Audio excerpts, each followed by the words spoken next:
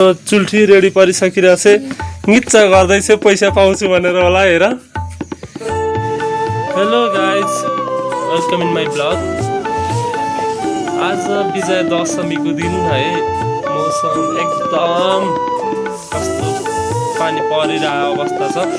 त्यही पनि जो नेपाली जहाँ जहाँ हुनुहुन्छ जसरी अवस्थामा हुनुहुन्छ उहाँहरूलाई बडा दशैँको शुभकामना नै भने फर्स्ट अफ अल त अनि हाम्रो गाउँघरतिर चाहिँ दसैँ कस्तो छ भनेर तपाईँहरूलाई म देखाउनको लागि यो भिडियो बनाइरहेको छु सबैजनाले भिडियोलाई अन्तिमसम्म हेरिनु होला है अनि यदि मन परेमा लाइक कमेन्ट सेयर गर्न भने नबिर्सिनु होला है फाइनल्ली हाम्रोमा चाहिँ दसैँ स्टार्ट भइसकेको छ है यहाँ चाहिँ टिको लाउने ठाउँमा चाहिँ हाम्रो तयारी पनि गरिसक्नु भएछ है जमरा दामी भइसकेछ होइन उता चाहिँ फेरि सोकेज लाएर छोड्दै रहेछ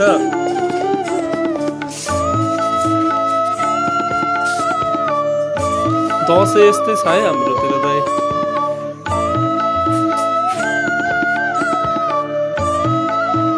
अरूतिर परतिर के छ त भनेर पनि म तपाईँहरूलाई देखाउँछु ल त्यस्तो छ मौसम होइन यो माछाहरूको सानो भाइ चाहिँ फेरि पुरै तयारी भइसकेछ बाफे भाइ यता हेर त दसैँ आयो एउटा चस्मा भिरेको छ अर्को चस्मा लागेको छ त पनि उल्टो कस्तो बवाल छ यता भाउजू चाहिँ पुरै दसैँको लागि भनेर तयारी भएर बसिसक्नु भएको रहेछ टिको लाउनलाई ठिक्क परेर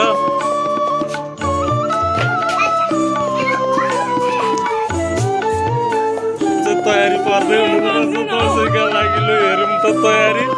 यता भाउजू दसैँ हाम्रोतिर चाहिँ मस्त लाग्दैछ टिको लाउने ठाउँ चाहिँ कहाँ हो यसको फेरि चटकै बढी देखिन्छ कि घरि उल्टो चस्मा लाउँछ घरि दुईटा चस्मा लाउँछ मौसम पनि धुम्म छ है खासै त्यति मजा आउँछ जस्तो चाहिँ छैन आजको दसैँ त्यही पनि केही छैन बवाल मनाउने ट्राइमा छु यतातिर यस्तो रहेछ दसैँ भर्खर सुरुवात हुँदै रहेछ अलिअलि म चाहिँ यता परतिर आउँछ कस्तो रहेछ दसैँको मार्केट चेक गरेर तपाईँहरूलाई देखाउँछु है हेर्नु नि फेरि भिडियो एकदम बब्बाल दसैँ छ यो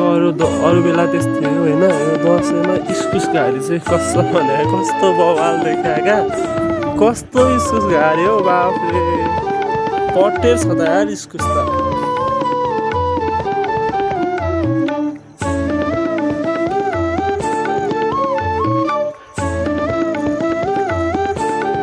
हट्यो सारा हिलो मैलो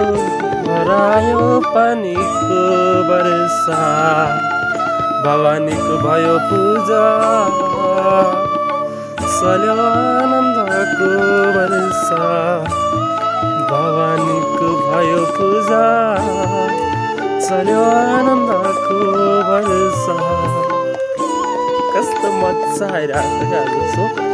यता गाउँघरतिरको दसैँ कसम क्या कपाल नै हुन्छ मलाई त एकदम धेरै मजा लाग्छ होइन अब पल्ला घरमा होइन दसैँ कस्तो रहेछ माहौलमा चेक गर्छु ल फुलहरू चाहिँ कस्तो बवाल फुलेर रहेछ भने मजा रहेछ क्या फुल क्या दामी फुले होइन वाउ सुपर दसैँ कस्तो दामी लागेछ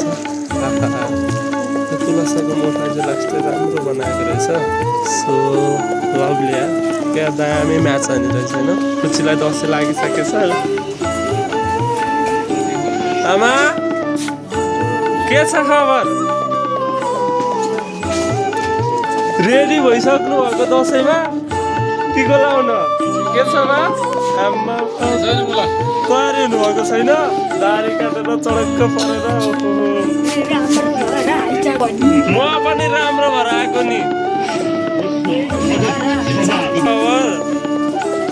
के गर्दै हुनुहुन्छ बिचरा हाम्रो भान्से भाउजूलाई चाहिँ लास्टै गाड्नु छैन बिहान बिहानै भाँडा माझ्नलाई व्यस्त जेस जे भए पनि दसैँ बबाल आइरहेको रहेछ खै मासु भाउजू खाम न खाइदिउँ न मासु भनेर यसो हजुर देख्दिनँ त म त अनि यसो यस्तो माथितिर हुनुपर्ने होइन यो बहिनी चट्ट परेर आँकिरहेको छ खोइ हेरौँ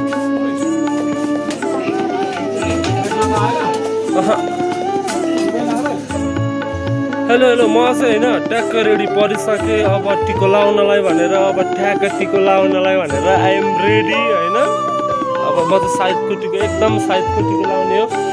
यो च्यासे फेरि टिको लाउनलाई भनेर रेडी परिसकिरहेछ यो पनि होइन अब लास्टै मजा आउनेवाला छ गाइस सो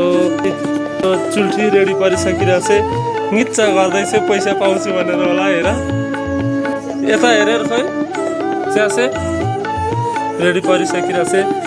फोटो खिचे जस्तो पोजमा बस्दै भिडियो गरेको हो यो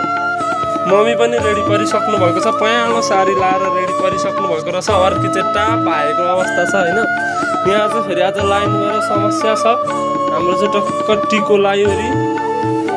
अब अगाडि बढ्ने क्रममा छौँ हामीले चाहिँ दोइलालाई टिको चाहिँ लगाइसकेको छौँ होइन यो चाहिँ पोहोरको पुरानो दोइलामा टिको फाल्नै बिर्सेछ नयाँ टिको यो चाहिँ मैले नै लगाएको सो गाइस बप्पालै देखिएको छ होइन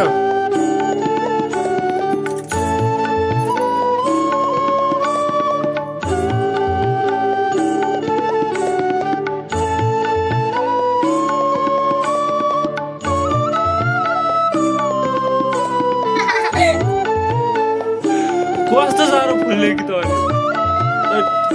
हाँस अझै मजाले अलि हाँस भएन अलि हाँस न पनि भएन क्या मम्मी सुन्नु न यसलाई पैसा चाहिँ नदिनु है के गरिदिनु चाहिँ हेरौँ न आज पैसा चाहिँ नदिनु है मम्मी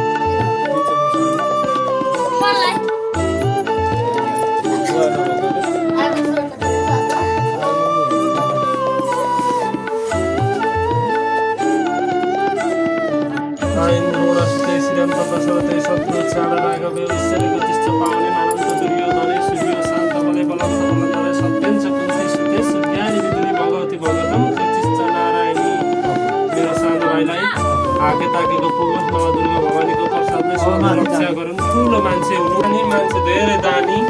यता ढल्केर बस्यो 2082 सालको बडा दशैँको पावन अवसरमा यसरी टिका लाग्ने अवसर मिल्यो 100 वर्ष सानी मिल्दा आज मैले टिका लाग्न पाएँ मेरो सानी पनि धेरै ज्ञानी विकास गर्नु अनि खोले पकाउन पनि तिमी त्यतिकै माहिर छौ घर सरसफाइमा भाँडा मान्नमा अझ माहिर हुने कार्यक्रममा अगाडि बढ्नु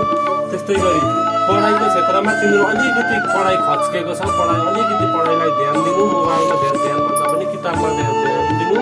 अनि त्यस पछाडि किच्च धेर नगर्नु ठिक्क हाँक्नु बेला बेला धेर नरिसाउनु कुन्के नगर्नु ज्ञानी ठुली मान्छे हुनु धेरै पढ्नु टन्न पैसा कमाएर पछि मलाई दाना पानीको व्यवस्था गर्नु